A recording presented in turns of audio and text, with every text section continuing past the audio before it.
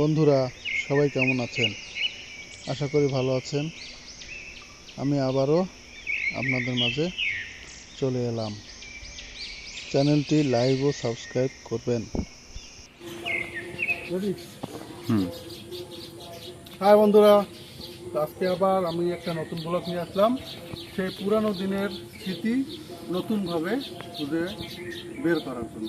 আপনারা দেখতে পাচ্ছেন একটা মন্দির, আমি দেখাই আপনাদের। এই মন্দিরটি প্রায় 120 বছর বয়স। এটি একটি হিন্দু সম্ভ্রান্ত ফ্যামিলির তৈরি করেছিল। এটি মূলত একটি কালী মন্দির। আপনারা দেখতে পাচ্ছেন এর ইটগুলো কতটা পুরানো এবং এর মডেলটা অনেক পুরানো দিনের। এর ভিতরে বর্তমানে কোনো বিগ্রহ বা মূর্তি নেই, কিন্তু বছরের একবার এখানে পুজো করা হয়। সবাই মানে যে এটি একটি জাগ্রত কালী মন্দির। তো আপনারা দেখতে পাচ্ছেন যে এই মন্দিরটি আসলে তেমন একটা ব্যবহার না হওয়ায় চারদিকে গাছপালা জন্মেছে এবং পিছনের কিছু অংশ দেখুন আপনারা, পিছনের অংশগুলো আস্তে আস্তে ক্ষয়ে ক্ষয়ে যাচ্ছে। আসলে এটার ভালো করে দেখভাল না করায়, সংস্কার না করায় এর পরিস্থিতিটা এমন। আর এই যে পুষ্করিণীটা দেখতে পাচ্ছেন, এটি আসলে অনেক বড় একটা পুষ্করিণী এবং কথিত আছে এখানে যখন পানি সেচ দিত মোটর দিয়ে, তখন আসলে এর জলটা টানাতে পারতো না। এ কারণে পরে আর এটা সেচের ব্যবস্থা করেনি কেউ।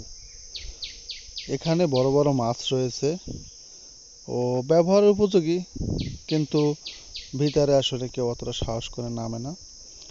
আর এই যে পুরানো যে ফ্যামিলিটা, যে পরিবারটা এই মন্দিরটা করেছিল, তারা এখান থেকে চলে যাওয়ার পরে এই জমিটা ভাগাভাগি হয়েছে এবং এই পুকুরটা বর্তমানে 52টি ভাগ রয়েছে।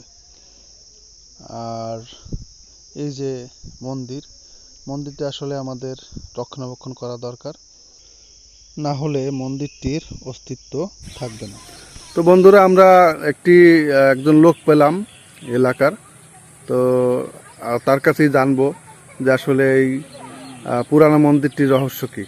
তো দাদা, আপনি যদি একটু বলতেন আমাদের যে আসলে এটা কি, কবেকার মন্দির এবং এটা সম্পর্কে একটু বলেন আমাদের।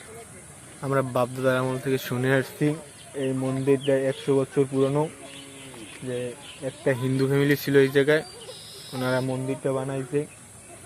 আর ওই দিঘিটা 52 ভাগ শুনছি যে ওটা দেখা যায় না,